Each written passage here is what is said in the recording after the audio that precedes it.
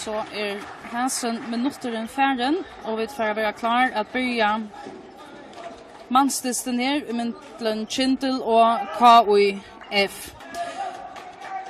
Detta andra av två dysten som vi har spalt nu klockan 16 i FTZ döltene. Hin i Vestmanna har vi i FT mot Team Klaksvik. 3 dystren i FTZ döltene i hetta omfärre. 10 dystren mellan H104 och STUF. Han utsätter till torskväldet klockan 20. Hesberline har spalt trutja för över mot Kvarnöron. Här till alltså här som kappingar Arnon. KIF vann första uppgörna 26-26 och så under uppgörna i Kallafyra. Han har under 28-20 och 3 dysten Hesberline har spalt. Han var spalt i Kallafyra. Och ta in detta vi Janleitje Archan. Kyndil lägger 4 här. Hjalte, Thomas Paula. Ordentligt inställa kanonerna här från början. Thomas Paula Hansson. Så kom det otroligt kött in vägen.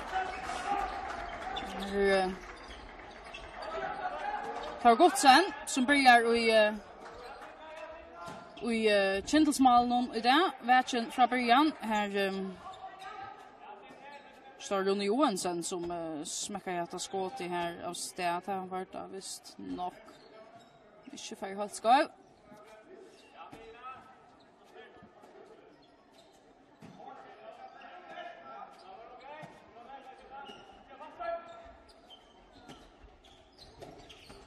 David Edvardsen, Thomas Paula till Hjalta. Thomas Paula så i plats här. David Edvardsen har på hjärletter högna få han ut i vunchen om. Lägger Kyndil framom, Høgne Kleinolsen till 8-0.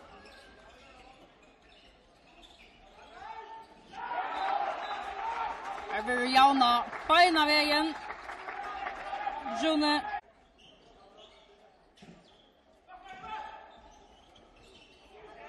Gott plats in i strykne till Tony Veje och han Jaunar för KIF så stövan 2-2 nu. Så tack att ha som manna hemmalige Kyndil först så det här målvärden nummer 12 Erlend Johansen och nummer 16 Tore Gottesen. Tore som alltså börjar i Kyndilsmalen i det. Nummer 6 Josef Abrahamsen, nummer 8 Thomas Pauli Hansson, nummer 20 Høgne Kleinolsen, nummer 11 David Edvardsen, nummer 14 Hans Archedal Christiansen, nummer 16 Barsla Kleinolsen, nummer 18 Rekvedal Christiansen, nummer 19 Torvald Abrahamsen.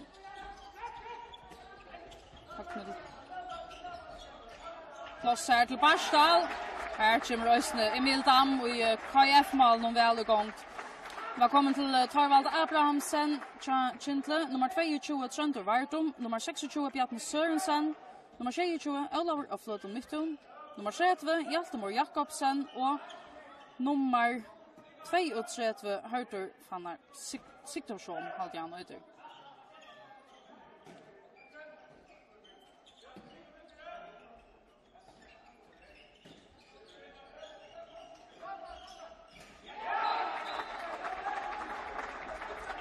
Dam bultar handan bollen i kassan för KIF stavan 3-2 till Kolfringar. Tar som manna KIF li i det nummer 8 Emil Dam, nummer 16 Oskar Ragnar Gård, nummer 94 Jan Dam, nummer 5 som det var ständigt. Nummer 2 Andreas Nilsson, nummer 6 Karsten David Husnum, nummer 13 Tony Veje, nummer 16 Teitur Johansen. Nummer 18 Jakob Tryggvason, nummer 19 Hjalte Matras, nummer 25 Fredrik Sørensen, nummer 22 Hans Eli Sigurbjørnsson, nummer 29 Rekve Veje, nummer 33 Fruje Veje, nummer 34 Rune Johansen och nummer 93 Ase Dam. Och en detalj som Øysen sast av domaraselen eller manglar av domaraselen till Kyndilsvenjaren Julian Johansen som ju fick rätt kort och dramatiska ändan av dysten som Kyndil spalte i mot VF Mikokvölte ta fick han sig ett rätt kort och i alla senaste löt av dysten. Det är mest så att han är löpan av ut där han sitter inte av Kyndilsbänken som han annars plejer. Här Andreas Nilsson som får ett gott kort från KIF. Vi har spalt i 4,5 minutter her, og stavan 3-2 til KF. Thomas Paule.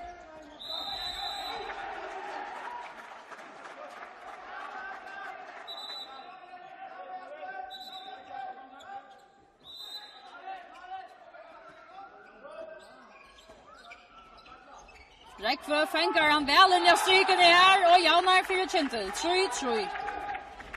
Rune, vi fokande för fram efter Andreas. Han måste funne Asa ute i batchen.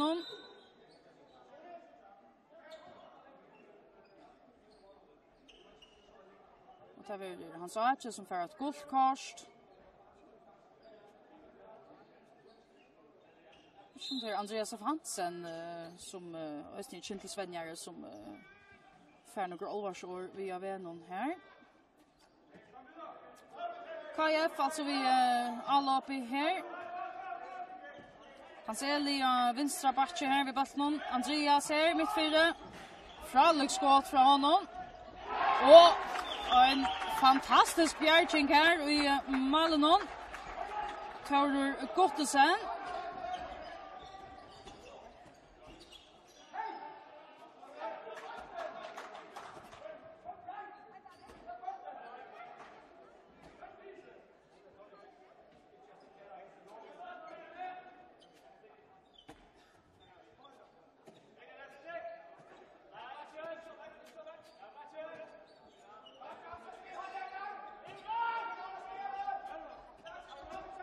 Högni här.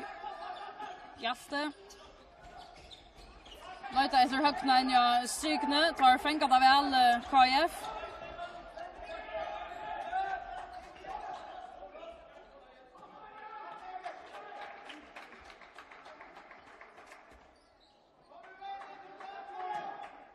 Så kommer Hans Eli att spela mittfyra och AC vänstra backen. På det rum här kommer alltså fotlar fair. Renne skott som för bultrande bant i armen av Thomas Paula. Andreas spelande i jöknen. För att så med det kast här. Andreas Nilsson Koffringon. Spelar där av igen här så kunde Kyndilsmän färra in vägen här. Högne Klein Olsen som alltså överplacerar detta skottet. Han spalt i 6 minuter här i 4 halvlek i dystandet mellan Kyndil och KF. Stavan 3-3.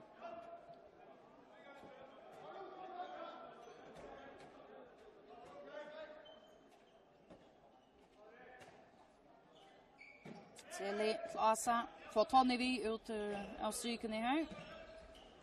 Så Andreas tar gott sen kommer rättliga väl från början i Kyndils mål.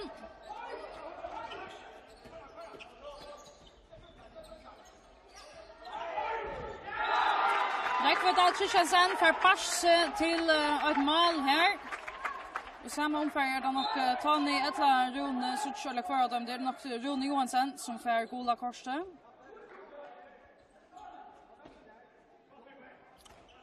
Så får vi Tide Johansen in och högra vånker till KF.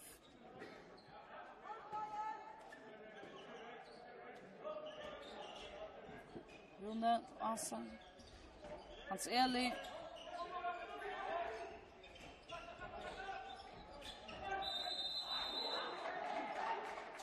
Det är brottskast här till KF. Han sa att inte helt nökter vid domen här.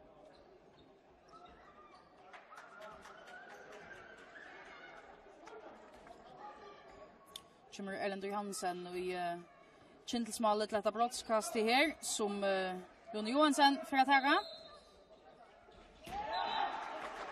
Tryckt i nät här. Rune som jaunar till 4-4.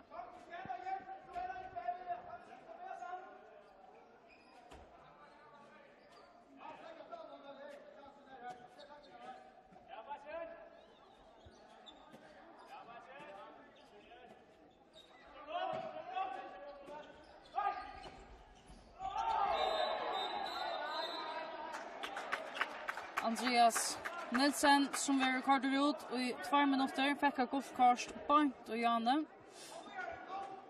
Så nu var kvotan uppe til honom.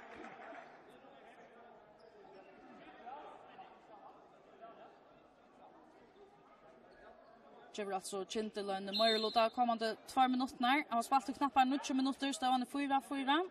Så gjør altså nu Kyndilsli vi øynene løykere flere av et noen.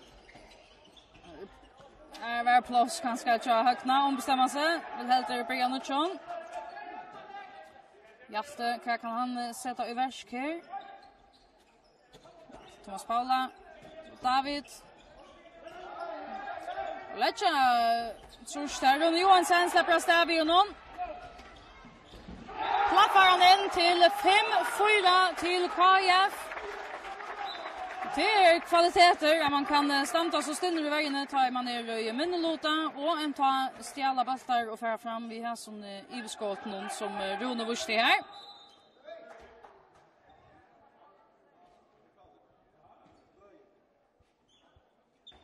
Så blir Thomas Paul korter ut av bunchen til at han bløyer. Det skal ikke være blå av Vøtlen. Det skal teipast inn eller Karas Kloster og Arne han slipper innatter.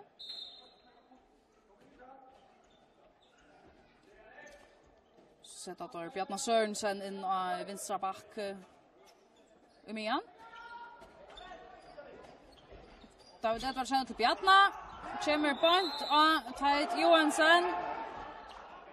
Teit er nok stilla seg her og atlas her akkurat dette at få där att han har nog att då skulle döma Manshondbóltsdystur mot honom eller mot Kyndil. Vi kan för att stanna innanför så kör att så vill Kyndil Svenjaren Andreas Hansen ha ordet av sina lägare så tar vi timeout nu. Stavan her 5-4 til KF i møte Kyndil.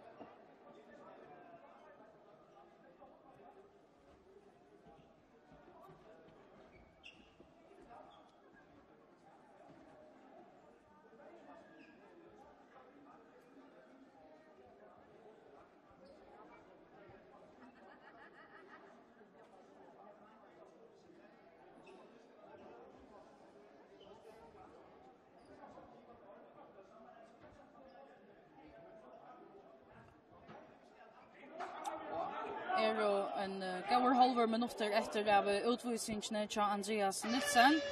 Så blir KF-li efter fullmannen. Her til har der steg seg vel og i minnelota. Tar Finko og Kjødalop her. Rune Johansen stjål balten. Eller ja, stjål jo var ganske så skarpt, men han fengt igjen. Altså i vegne og får Kjølver fram i Kjødalop og skåret. Så spelar det ju på att det har spelat 2,5 minuter. Står alltså 5-4 till KF. Här blir hon 5-5. Genom rymmarskåter för David Edvardsen som så för boltrande i en våkn tajande för ut av Vötlen. Vet inte om man detter om och så här halta golven. Ja, men till allt utanför Vötlen. Här Anseli till Fria. Att Anseli så tajter kom vi ösna. Här blir KF-li efter fullmanna. Fredrik Sørensen som kommer in att väga. Av batchen.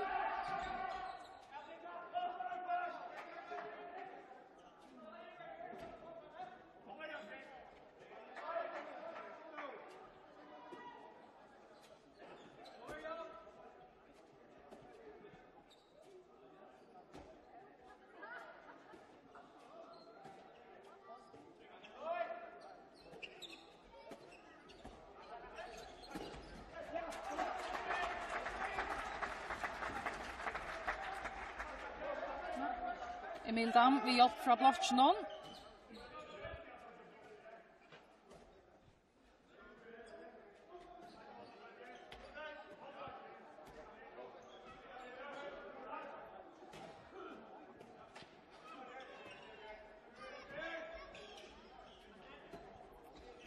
Fredrik Hanseli Sigbjörnsson. Här Taurer kvikur nier. Bjarka. Så väljer rättliga högt KF. Så faller där efter nu.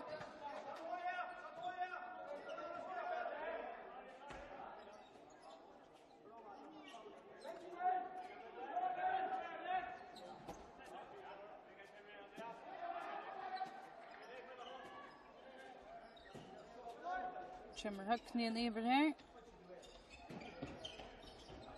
David Hjalte. Leita efter räckvägen jag strykne. Fredrik Sørensen är så tjordliga där han Kat Berger här.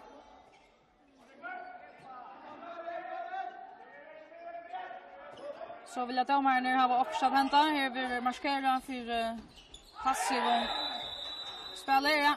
David Edvardsen som gör en fet här. Tager över KF mål kan fria komma kött nian komma i Erbilge här. Finna väl in i strykne och ta ner vägen. Så kött kan det gänka från vägen. Och så var vi långt efter i Kyndils allop i här.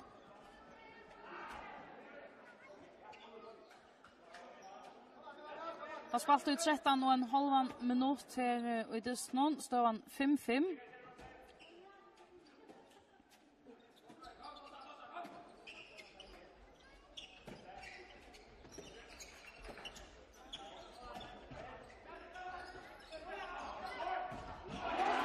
En fiberbjärging här, Emil Dam och i KF-malen.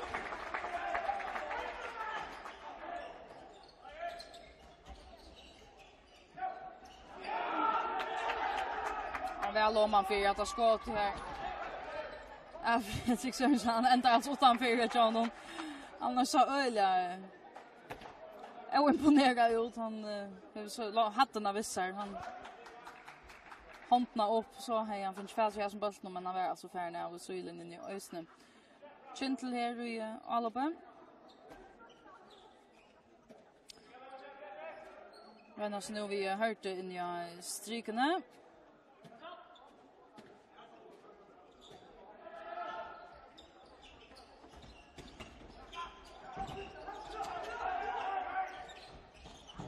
Och Joe plats till David Edvardsen, men Emil Dam har funnit startspelet fram i KF-malen.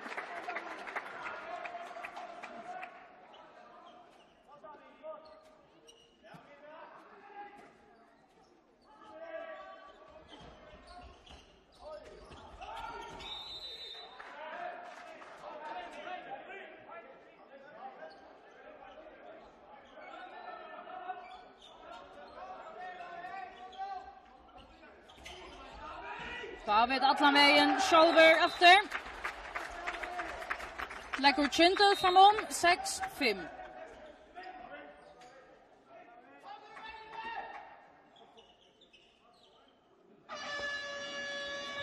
Så är det KF-enjären Jeppe Borsk som vill ha timeout.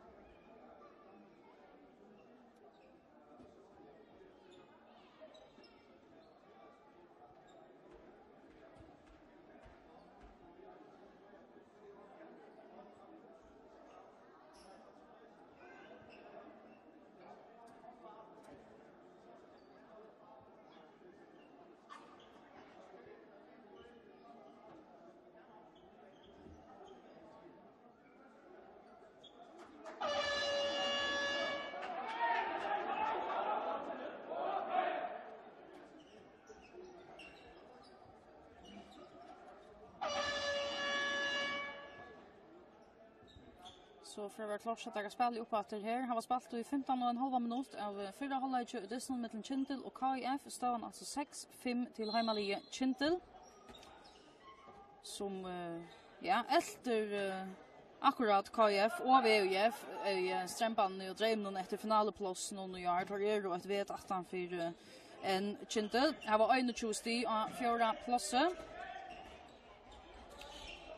Men vånen lever enn tja døymon, og det gjør de særlig om de får 2 stig hvis her ur Hesundist noen.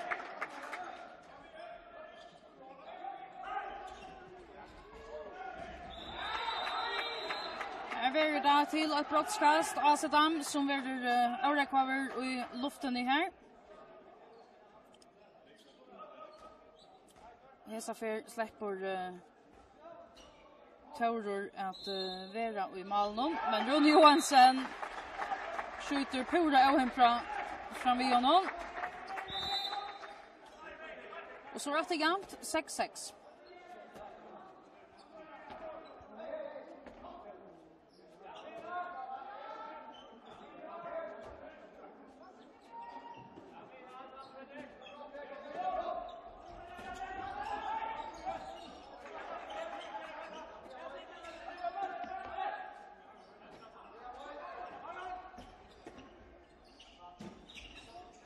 Jasti her. Nå er ikke ordentlig å se noen mål fra honom enn i det.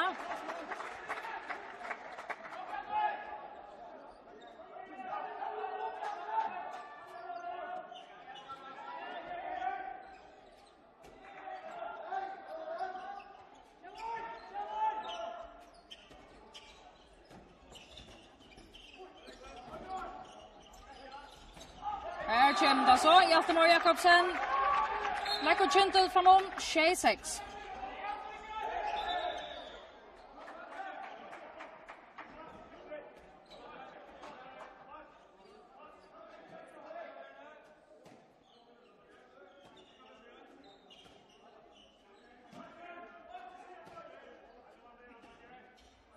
Hanseli.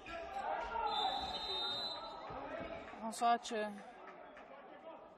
tacklar han här till 3 meter kast.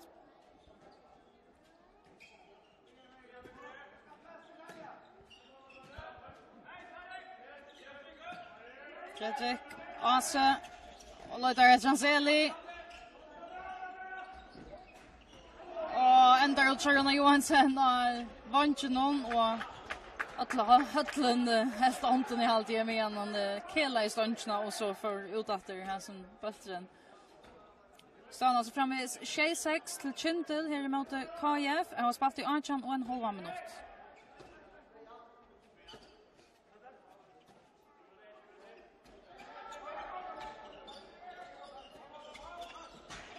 Och Thomas Paule, vi har någon frekon underhandsskott i här.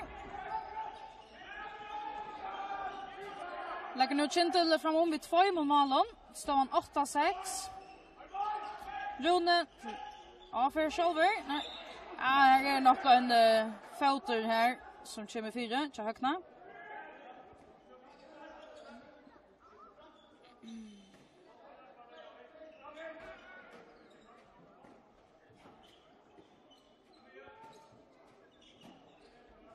Ase Fredrik Hanseli. Atla är nog kan fixa detalj innan sykna ända stegen här via Barstad. Barstad kan vara stävig nu. Så är allt i ögonen här av KF-bunchen om handtante omen. Tider Johansson inte blöjer.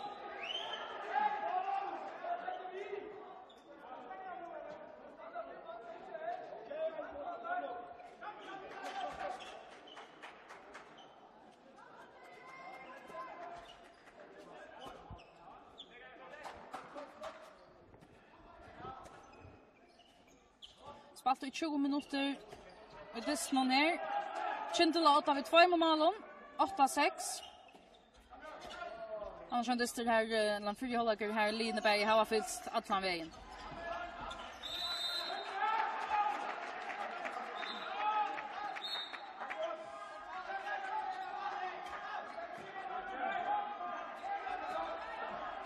Thomas Paula. Och finner högna väl in i stryken i här. Atlan vi är till Barstad. Här är Bruksla för ett 3 meter kast i argen.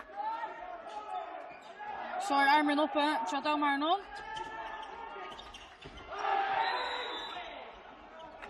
Ja, här var så dömt emot Kyndil. Räck för Veje som fettelerar här, vet inte. Man kan vara så allvarsamt allikevel.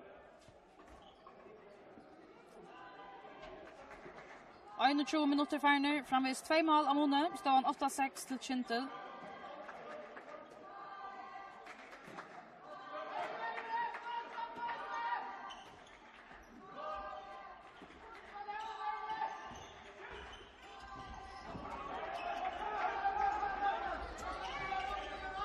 Hjalte. Thomas Paule alla vägen fram här. Släpper av i basten. Arnan är inne i måltegnen. Och kör till 26 till Kyndil. Nu alltså 3 mål av Mone. Så står det över målmånen inte vara för i häsen dysten. Och här får kanske syndra och panik i KF manningarna här. Så synder omotiverad kött skott här uppe i allop någon konto kanske lukka ljus här synder bättre tror jag att finns ju skipa allopspel upp på kast. Och nu i stegen har Kyndil alltså möjlighet för att komma fram om vi 4 målen. Jädrar det här, men så är det ett ordentligt halt här av Görs till så senaste lötna. Nu får det så chans. Då 26, 22 minuter speltid. Bjartne. Så blir det ett guldkort till Fria Veje. Som har varit några grammer in i strykene. Hjalte till Bjartne.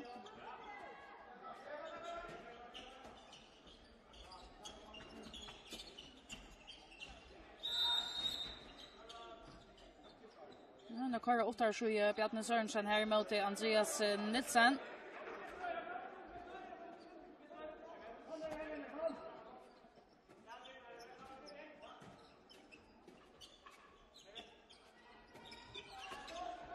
Hjalte. Bjartne. Nu är det här också hämtat domarna. Här kommer armarna upp. Emil Stensson som man ska i målen. Hört du för Fadri här som batten och då ska man vara dan Barstal. Han är loftaver inne i KF-vägen i här.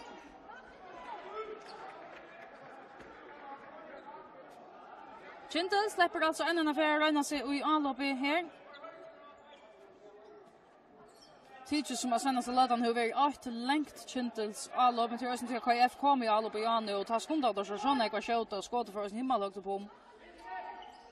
Att ta hela givet Kyndil nog så gå att vi här uppe i alla blom. Här Hjaltemor Jakobsen till 26. Och så Eisne en utvisning här till Andreas Nilsen. Det är motbräcka till KF akkurat nu. Det är ja, Jeppe Borg skulle ha tajt ut. Det har alltid ödlig i hötsen i hörte. Argen tajt och själver fäktar vi. Så nu alltså kvalföringar i minneluta i 2 minuter. Andreas Nilsen ute. Tar 18-4 vid 4. Ta måndet tar för att löjta nog så väl efter den här lossna på KF. Där börjar vi snart upp någon. Anseli. Fröje. Ja, och här kommer Ösny ett timeout. Ta skulle bara mankla att och inte ovanta att Jeppe Borg vill ha år av sina lökare nu. En 20 minuter efter att spela av 4 halvlek. Stavan alltså 26 till Kyndil nu. Och Lucka tar sig inte vidare om stigatallarna i FTZ nu. Hon är ju också avvärd, särskilt i mån till detta här andra plats som KF i lötene öjer. Heinalfjärs är åttali i FTZ. Nu tar han 22 sti för Manshondbóltsdystur och så är KF och Örnplåset tar han 25 sti för Manshondbóltsdystur. VF att 3 plats. Nu börjar det bli avvärst. Tar han spalt Manshondbóltsdystur och har 22 sti. Tar alltså sett 8 sti till i mån till kvalföringar. Och så kommer Kyndil av 4 platser vid 21 stion för Manshondbóltsdystur. Och vi löt ni alltså framför vid 4 i möte kvalföringen. Så detta kan alltså ända vid en öliga 13 ända sport i mitten ödelhese 3 linje om kvar skall för ska släppa i finalerna och så är det ju också så att har vi skinkar här är 4 steg upp till torra och till nekvodister efter en neksti att spela om. Anseli här.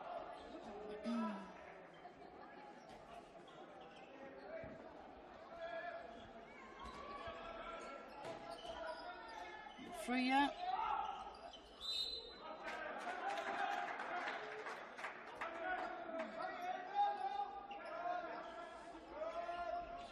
Fredrik Boltra till, han tar nog ösning och han tycker tvärssäg, men jag hade ju ösning att Tor Godsen häver handen och skott någon här Arjen han får i ståndsna. Så kan jag alltså vi nu inte all uppe här.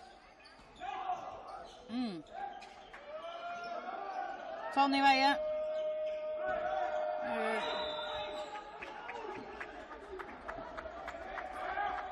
Onekter om att spela av i handbollen och nu alltså efter Kyndil tar framvis i Marlota här. Andreas Nilsen släpper skinn efter för en halvan minut. Så Kyndil alltså vi har någon upplagt och möjliga för att komma fram vid 5 mål nu. David Edvardsen vi tacklar vår väl och virliga här för i Veje som kommer väl ut och stäcker honom. Så är den efter att komma helt ut och så kommer såna tacklan. Barstal.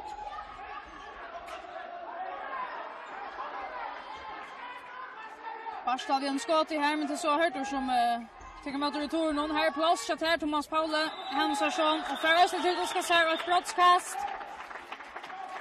Släpper i mitten från Fredrik och Rona och det kostar alltså ett broadcast här. Hjaltemor Jakobsen kan lägga Kyndil framom vid 5 mål här 4 minuter efter till halvlegs men vi är nu med Mildam för att snacka vi till. Hjaltemor Jakobsen till 11-6.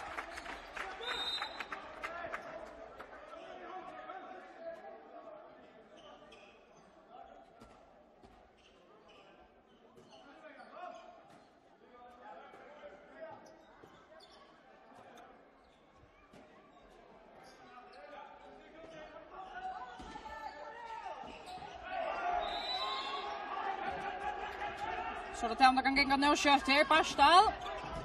Emil Dam, vi har tydligen vi klarar Bjärching här för Koffringar.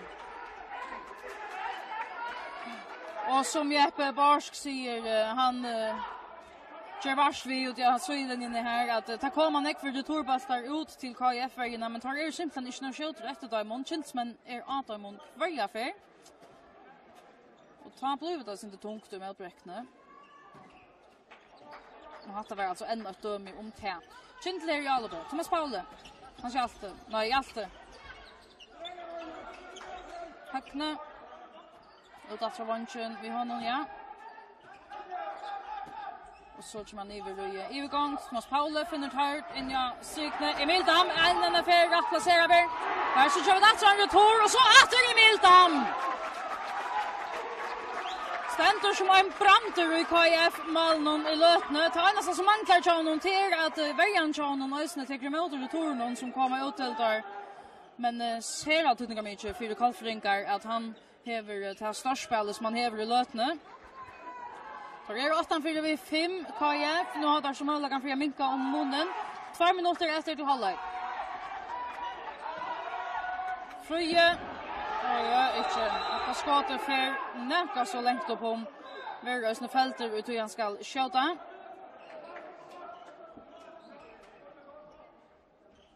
Tar Vergösne bruksla för Trutcha med kasta.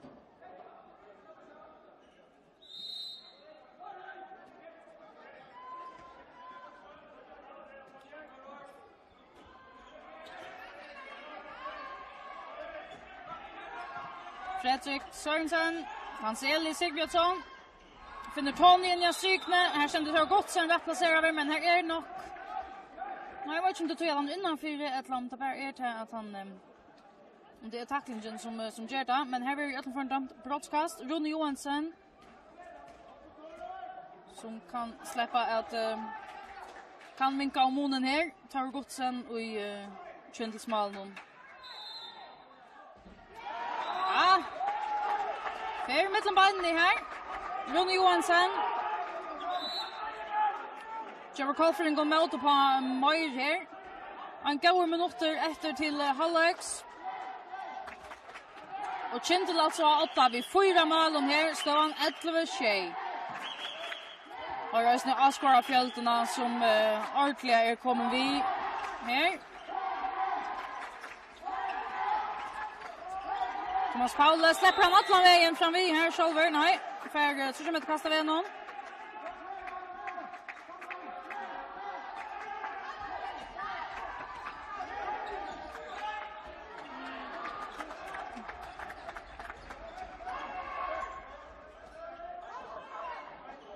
Det är en halv minuter här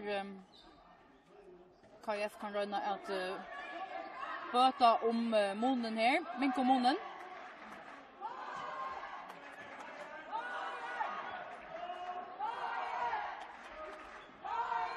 Femton sekunder. Zeli till Asa. Och det var en stund till Runa. Och Bötchen fer in. 6 sekund till halvleks. Så kicksar där i skjuta uppspelen här Kyndil. Och här fer tojen i förra halvlek till halvleker i distun i mitten Kyndil och KF. Och här i efterlåtet för KF minka om munnen. Så läs att halvleksdagen nu är 11-8 till Kyndil. Men det är som börjar jämnt här i förra halvlek. Här linje fylltes gå och första lötna. Så börjar Kyndil att dreja fram. Var alltså samma för vi vi 5-6 mål om vi ska över för lötsigan. Men nu alltså munnen tattnar ner ut 7 mål. Men när Champa Kyndil och KF för att hålla halvlek och för vi då är vi klar vi 17 halvlek om en löt.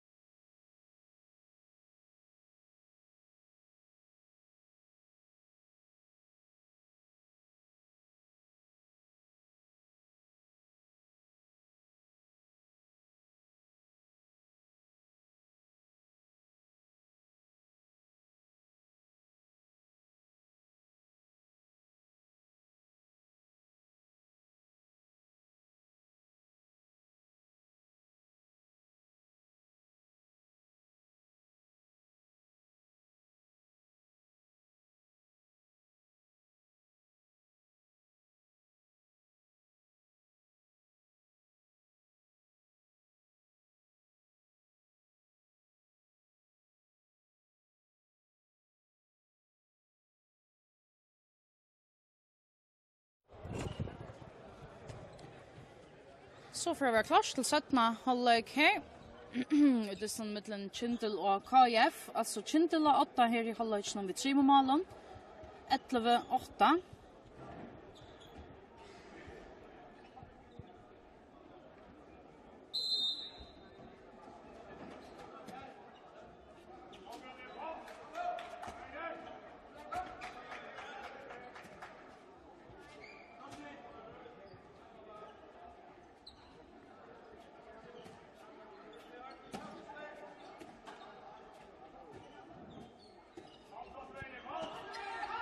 Här vi är vi Martla i samma manning Hans Eli här lägger väl 4 här i 17 halvlek. Minkar Amonen för KF. Så är det bara 2 mål Amonen. 11-0.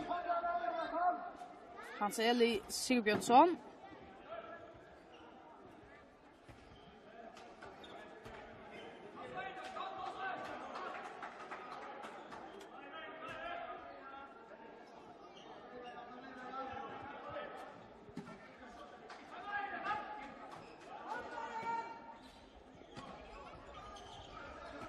David Edvardsen leder etter hørt inn i stryken i her. Han blir vel vart her inne. Innpakka over i KF-aren.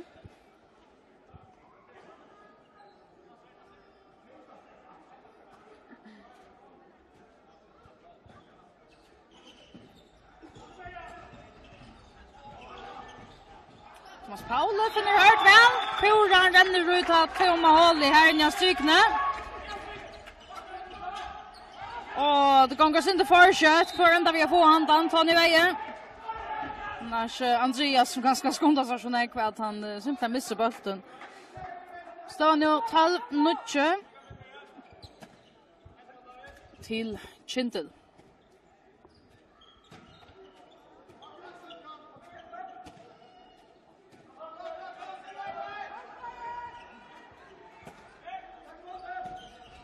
Andreas, point i blocken, hört och ständer väl placerad över här mitt 4 som tror jag i vägarna.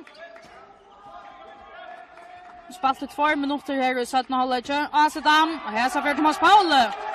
Blocken ständer väl och alla bebrear inte av något för jag för det skjuter i blocken. Så spurningen ner, ja, om att alla blir inte hej vars nog så långt. Effektivt showdallop, men så tar det kommer till att släppa fram vi Emil Dam och i KF-malen. Så vill det vara. Andreas Nilsen, bultrande i köknen. Han fär inte in i eja för jag har sökna.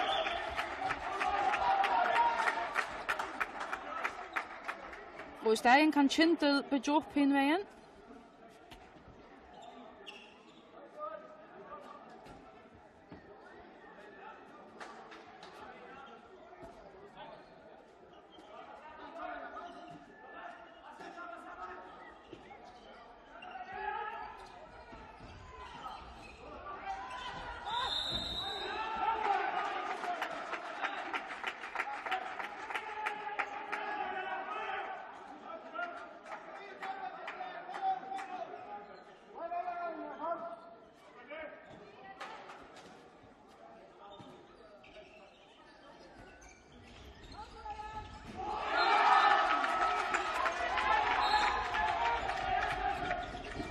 Oj, det gånger fukande fram etter her, så tar det Johansen, men han fär inte.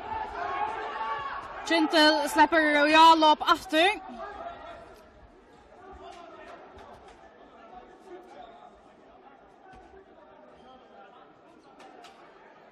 Stovan 13-0 till Kyndil.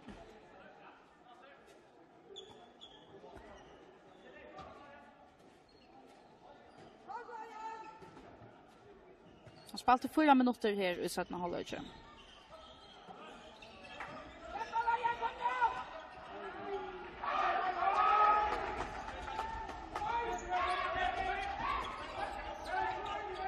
Andreas atlar han ut av bunchen till tight, men det etnast inte här med skillingar tar skunta så simpelt än.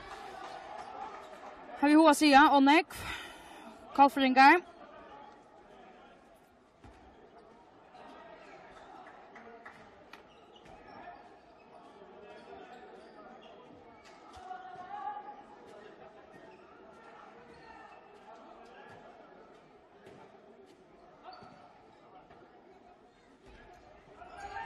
Hjalte leder etter Rekva. Det var annars så smart. Sendte han Atromritchen og i Male, men her var Brukslag 4 meter kastet.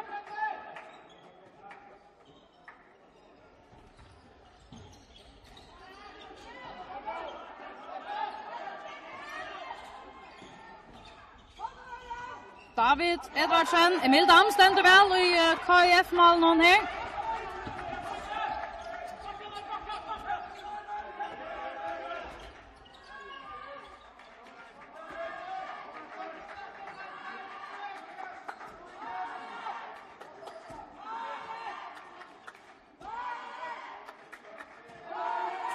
Spalte ju halvan 17 minut av 17 håller inte här och i dess någon 4 mål av månaden till Kyndil som är 8-13-9.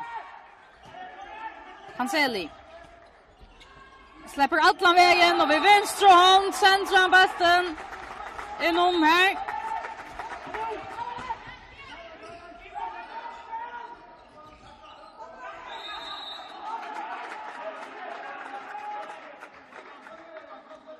Så är det 3 mål av månaden, 13-12 till Kyndil.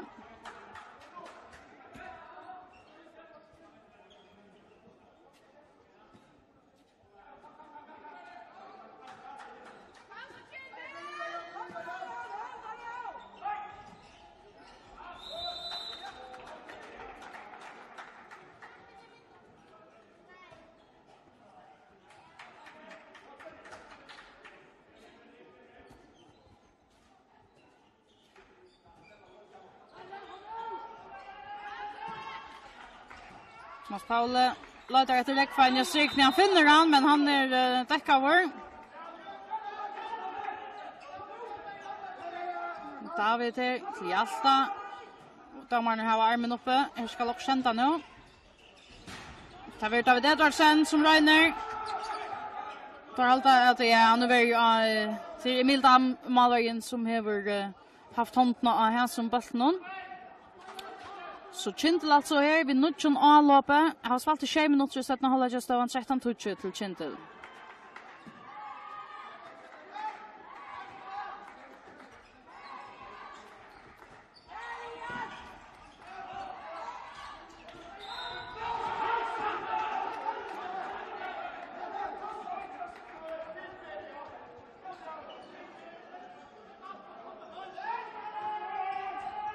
Hjalte.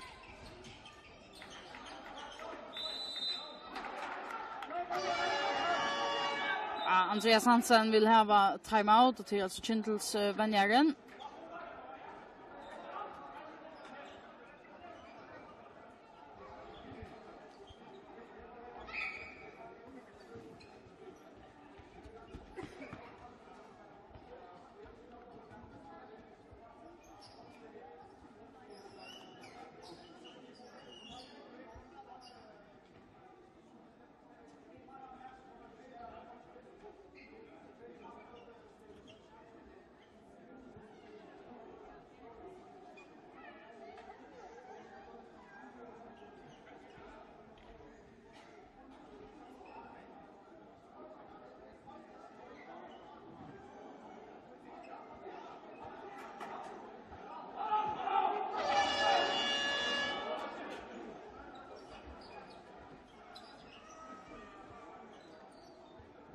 Så för att vara klar så att han kan spela upp efter här. Han har alltså spelat i 20 minuter och 43 sekund här i 17 halvlek.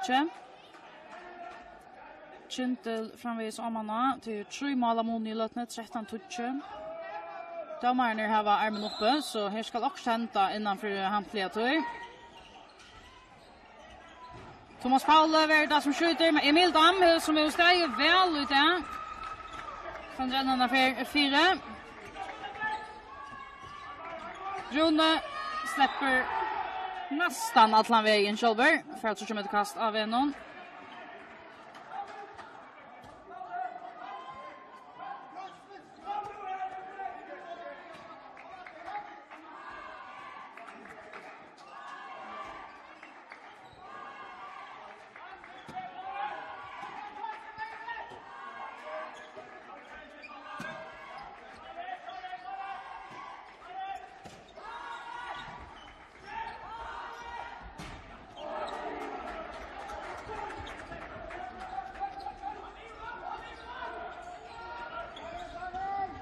Point och Jackman här, så David Edvardsen släpper fram vi och för ökt om Kyndilslöstarna står nu 14-20.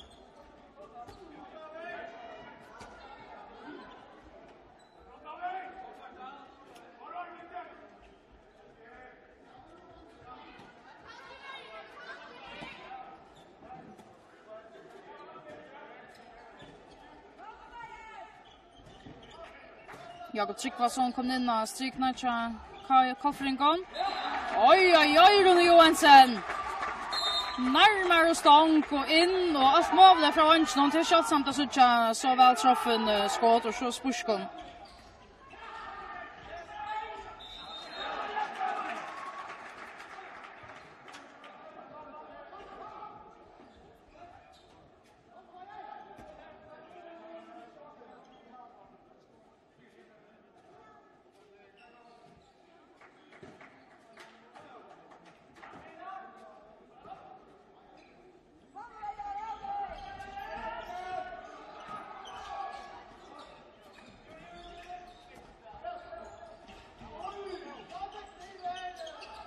Över laster här Thomas Paule.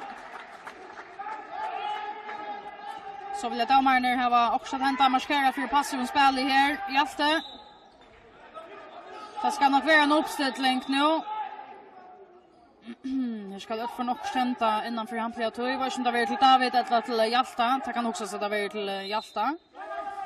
Och David Edvardsen är där. Och Ballström fer inom här. Fast ner i botten av målen i långra hjörne här. Öcher hand om Kyndilslöstarna. Stavar nu 15-11 till Heimalie.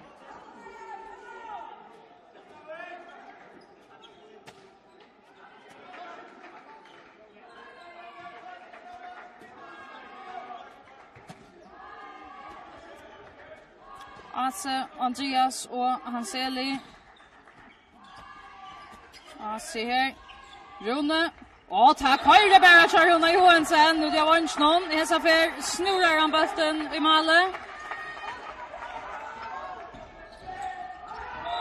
Oha. Här är 2 minuter ut. Fredrik Sørensen teker i armen av Hjalta. Tar jag ner av väste.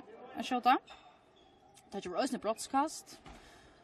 Och det ger målbräckna uppåt till Tingsryd KF. Tar ju 18 vid Simon i lötna. Och självt om Rune Johansen är välkarande ut. Jag var inte någon. Men så nytt att han inte tar i Kyndil och skårar i hinn ända någon. Nu var det så tjena. Hjalte Mor Jakobsen och Emil Dam. Hjalte vinner häsa duellerna. Står nu 16-12 till Kyndil.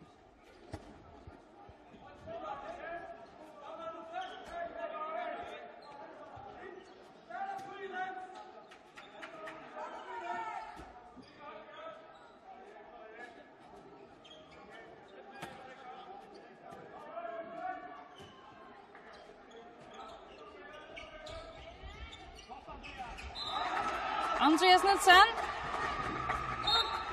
som vinkar ner efter. Här var KF målet tömt. Emil Dam kom Ojland in efter. Tappade så inte nejot. Tappade ofta av en och tar Katlan ut efter en affär. Så alltså mer och mer av oss ner att Line spela utan Malberga så tackar där ut så där är i allop.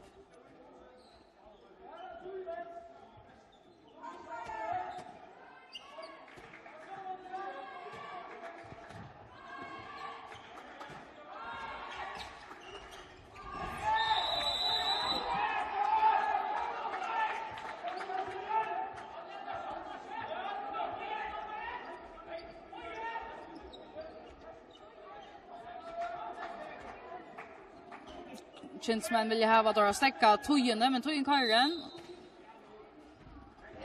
Oj, Rune Johansen är flickvande och där. Han helter KF in i strönon här. Och brottskast vi iveskott så vi här och så Barstal in ända någon. Gerasson så ut för Kyndil står nu 16-14. Han har spelat i 13 minuter här i sättna halvlek. Tjekalfringen til særlig Rune Johansen som velkvarande. Ja, Vansjonen har gjort flere gode mål her. Og så nu så det broadcast som ble tidlig vi tog i utskottet at han liksom loppet opp om. Tar i kjensmalen. Så Andreas Ase, Anseli. Og Andreas Nilsen tassar øysene øyla godt ut til honom. I fyrir for øyla så tog at han boltrar bolten i nettet. Så altså bare 2 mål av måned. 16-15.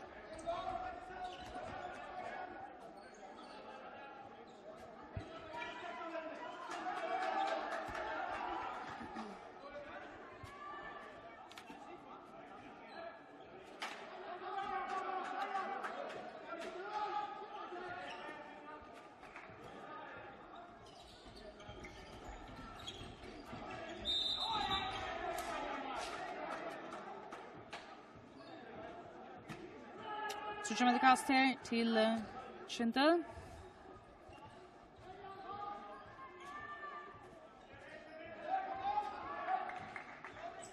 Høgt ny i begang. Så Thomas Paulin iver, så Hjalta, og så plass til David. Her sitter han øyelig vel, her som bøtteren.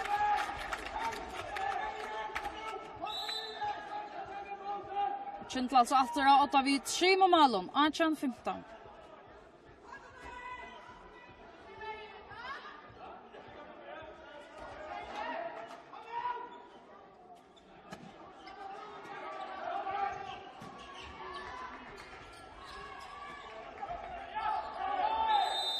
Manseli. Ja, så hör det ut. Så kommer det kast till Kalfringar här. Asa, Manseli, Andreas. Ja, så han sa att det kommer högt upp att tackla Andreas Nilsen nu. Vill inte ha fler skott här ute av batchen här.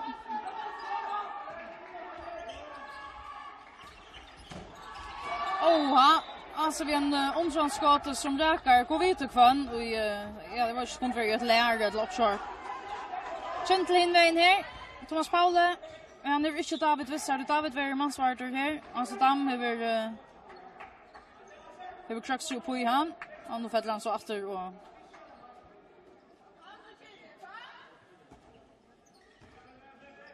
droppar mansvarten efter. Spalt i knappar 16 minuter av 17 halvlek här, alltså 14 minuter efter att spela av Disney. 3 mål av månad till Kyndil som är 8, 18-15. Hjaltemar Jakobsen. Högt upp och placerar väl över om Larserna och så Rune Johansen i hinnen där någon skundar sig ganska synd och ner på ja, placeringen nöjsna. Skottet fram vid här.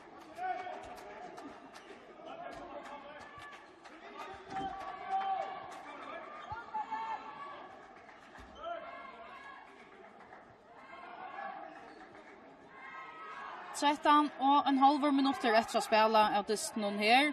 Kyndil alltså häver framvis munnen. 4 mål är där framför nu. Här var vi framför Santa Bria och Andrea från Thomas ska ju så i 4 halvlek. Alltså för var det stånd ut så Hjalta Jakobsen. Och till Jeppe Borsk KF vänjare som vill ha time out.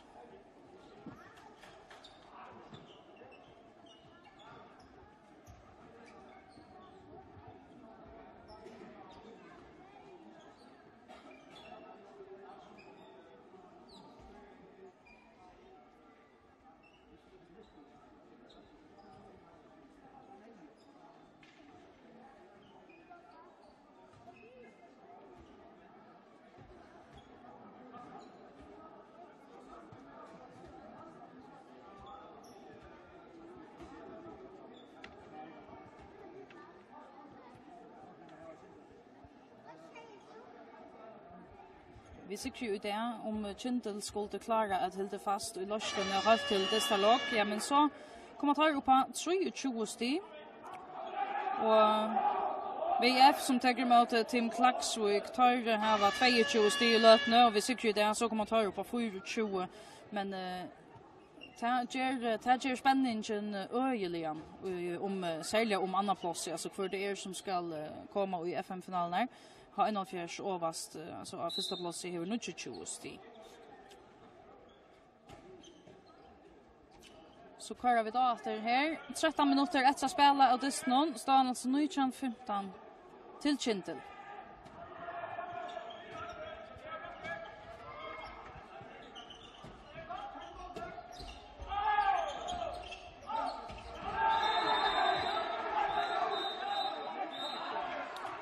Ja, David Edvardsen ut i 2 minuter här.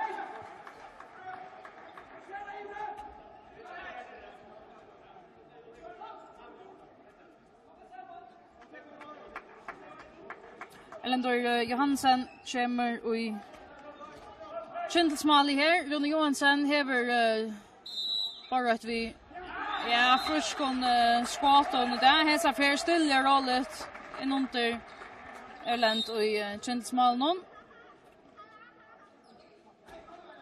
16:e målet Chuck Holfringon står nu i 16.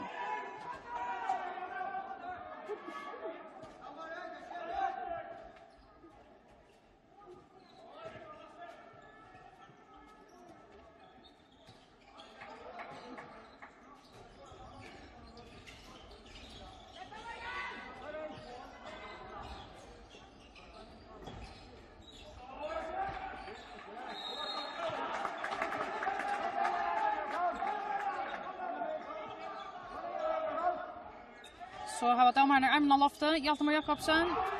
Och Emil Damboysen blev via standa väl i målen någon här till Kolfrinkon, men kan få en chans att säga Kyndil. En gång minuter efter av utvisningen till David Edvardsen. Hjaltemar Jakobsen smäckar handen bulten i målet 2016.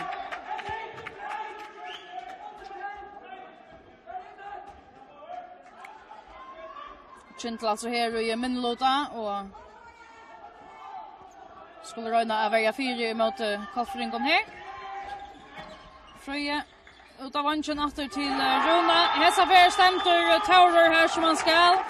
Att det var en bjärking som har stor antydning för att det var en tar ut det Kyndils bunch någon ösning ut i mentala dess någon i mitten Runa och Taurer i Malnon. Kan det bli var rättliga tutningar mycket att få bjärka omtjona och skåta någon. Och östen bara att Kyndil framvis i minnelåta. David Edvardsen han får släppa in efter kött. Så som Thomas Paul släpper till skåtaren. Han har kört Olara Flöton Mitton som kommit in av vänstra vånk vid nummer 22. Nu är David Edvardsen efter här, så nu är Kyndilsli fullmanna. Emil har rätt om steg, en annan affär.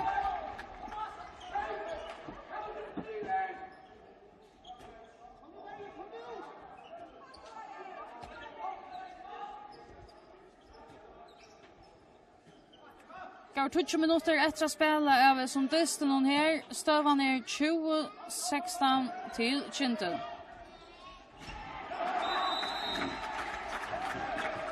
Här är alltså minka om munnen. 2016.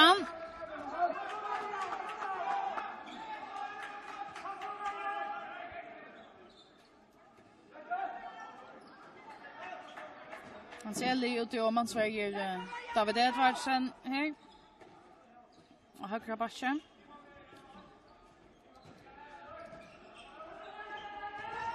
Jaste Thomas Paula. Barstal, Kaskal. Så utla Ivaste Sinter hade Österberg markera ut av bunchen och Chuck Holfringon att har helt att här var Jordan Ekfed. Fredar Stavion någon KF, Rune Johansen för Ishfeldronon.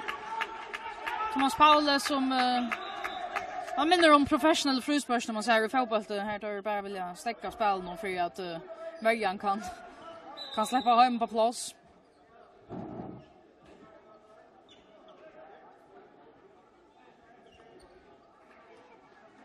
Går 90 minuter efter att spela av Disney här till 3 mål av Mone. Kyndil är 8-20 här emot KF. Nu ska golvet så är torskast och en spelare kan ta upp på det.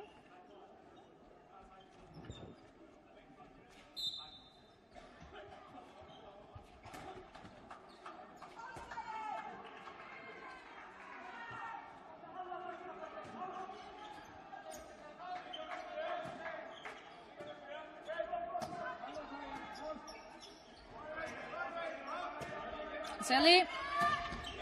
Klockren stämter. Stötter där och så är det Seli själv som för stä vid returnen och så släpper han foren till Tor Gottesen. Nu andar där efter i nacken någon Kaffringar står en 20 nu.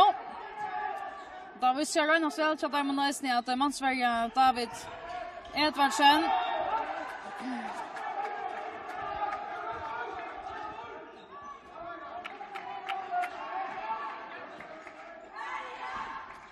Taito ligger rösne öliga högt uppe och väger mot Jasta rönna att täcka alltså skyttan här. Tja Kyndil Bursrur.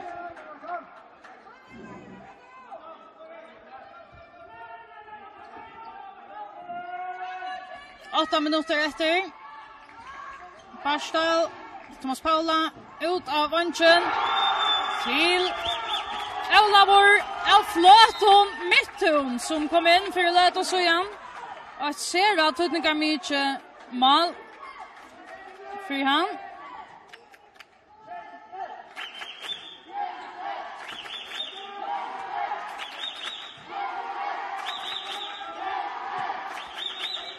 Så är det 3 mål Amoni efter 21 till Kyndil. Fröjeväje för Sjálvur och minkar Amonen efter.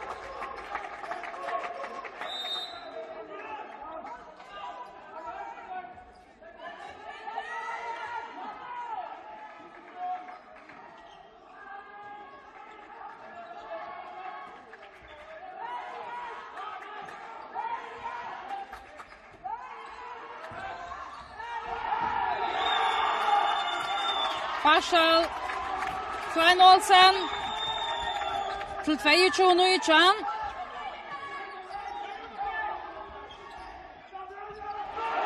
Han ser Elise Björnsson där gång skett från vägen nu att skottet var akkurat under anlite Chateau Godsen och i Kyndilsmålen.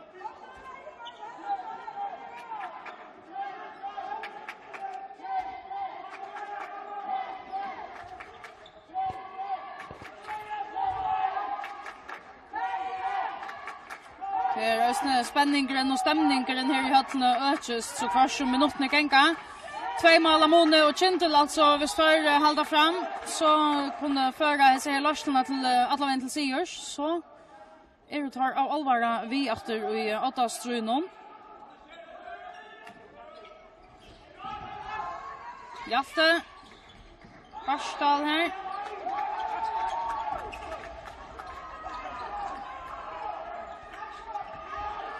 Andreas för Sjálvur.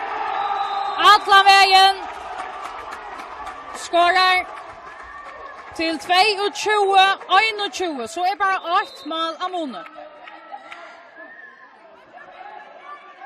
Och tar alla fram vid att Sverige David Edvardsen. Ja, nu fattar han efter.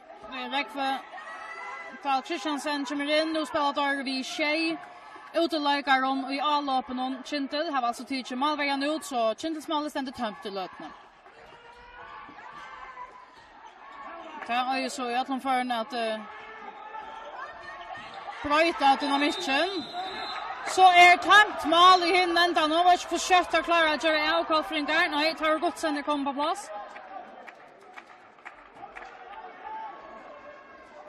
5 minuter efter att spela. 8 mål Amoni. 22-21 till Kyndil.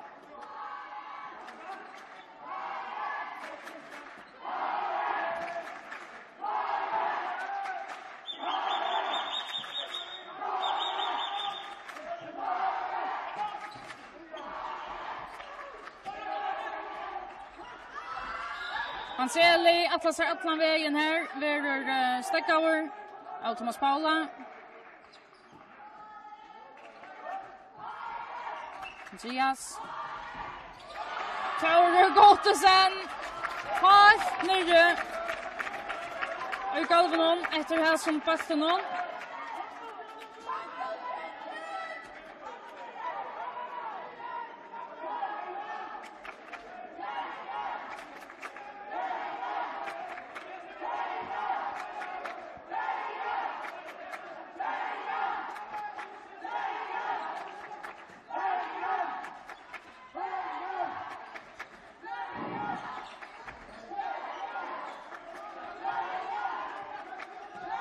David, Thomas Paula. Så det jag vet inte man kan ta skjuta här det går till trust det rölet av Kyndilsman och någon i lätne.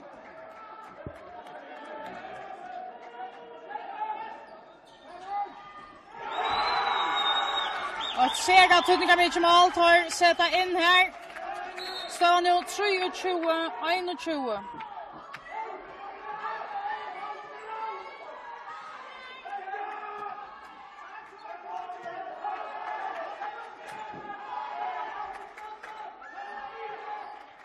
Går 30 minuter efter att spela här. Står han 23-21 till Kyndil. Fri väg.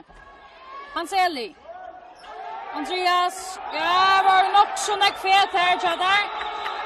Och hatta vet inte om här i Atlas är att göra några vi.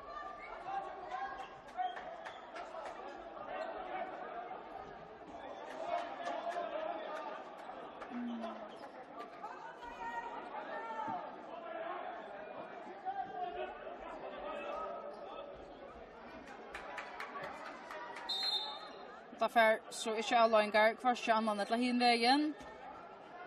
Andreas marscherar i 4 hönsöka och hinner halta ganska att han gör det. Kan hon ekva och ta igen det. Det här är nog inte smöra vi halta. Kyndil här, kunde då skåra här. Ja, men så luktar det av allvara av en Kyndils sikri här. Är framför vid 2 mån. 2,5 minuter efter. Har nu möjlighet för att öka till 3 måls lösning. Thomas Paule. Från lödaren efter en strykning här i bäge. Harter. Och Olavur. Jag tror att du ganska satsa på ett brottskast här. Tar vi det så inte så kommer det kast först. Vi har för dem.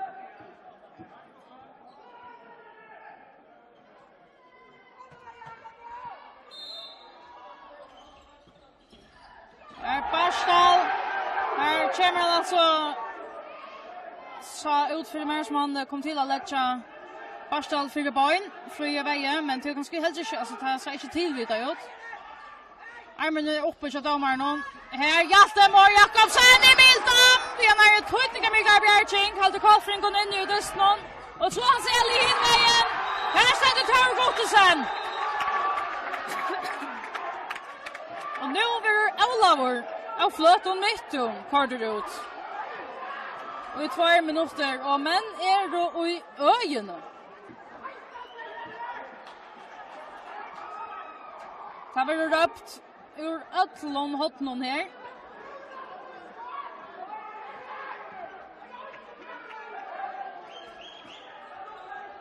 Broadcast till Karlfringar, Rune Johansson. Kan göra Tudninga mycket mål för KF här. Tageran, så är bara ett mål av Moniater. 23-22. 1 minuter och 4 sekund efter att spela.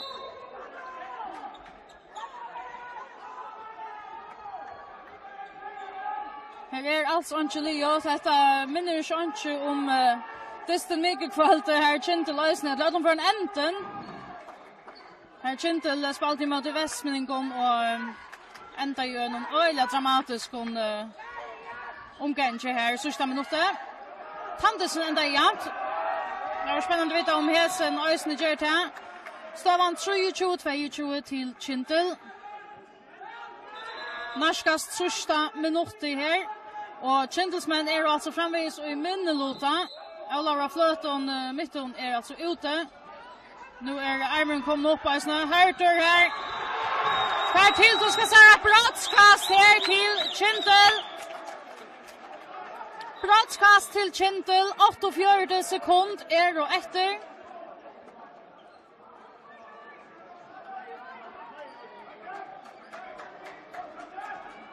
Skårar Hjaltemor Jakobsen här. Ja, men så ska vilja ytla vi om Kyndil inte först i på sjur här som dessutom. Hjaltemor Jakobsen, men Emil Dam hever sannliga steg väl och i KF-malen och ner till. Här är Hjalte och svikalia trycker en affär, brottskastskytte. Så han 24-22 och nu har vi Karlfringar skångt, de tar skål fast i.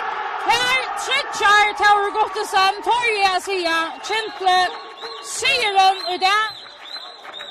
26 sekund, og nu blir det der rena høvdingabølter her.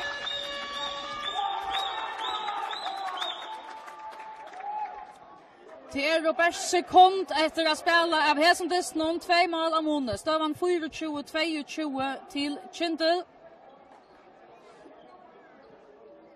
Og selv om Olav Fløten var utvurstur for å lete så igjen, han slipper ikke natter i Hesendisten. Men så här var där vunnit jag ser underlåta eller minlåta tojorna tar ju nästan att säga.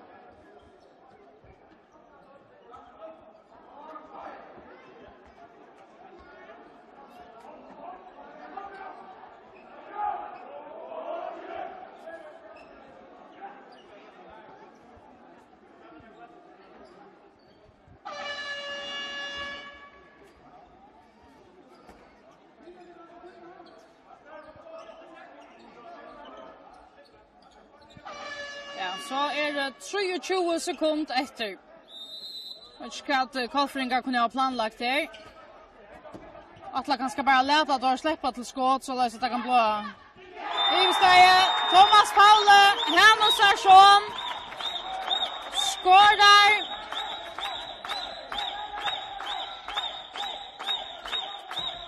Och Tauro Gottesen för sista år i Hesendisten. Dystren i liver, Kyndil hever vunnet 25-22 i møte KF. Og tar feknast som førjamårstører, tar jeg nesten å si, men tar her var vi sikker noen her av alvor meldet seg innatter og i strøye om finaleplassene som altså for at avgjøre for å være førjamårstører og i Kolfringar og som verramann vannbrottner.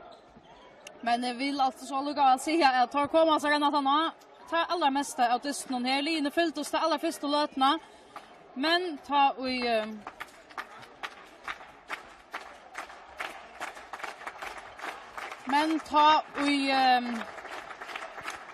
Kyndil börjar att renna undan, ja, men så finner Kolfringar tar omgang till efter. Och här blev näka spännande mot ändan. Men tändar lukka väl genom 3-mål till Kyndil 25-22. Sammandrotter av Hesendisten og eisni av Kvinnedisten som var spalter Arden. Vi er altså ikke ut 3-2 i annan kveld, og derfor har vi eisni at her var samrøver vi leikarer fra Bavon-disten. Vi tar at takka for okkon for i det. Fotografer Salfri Maria og Røk, og Maria Siskason Nesa.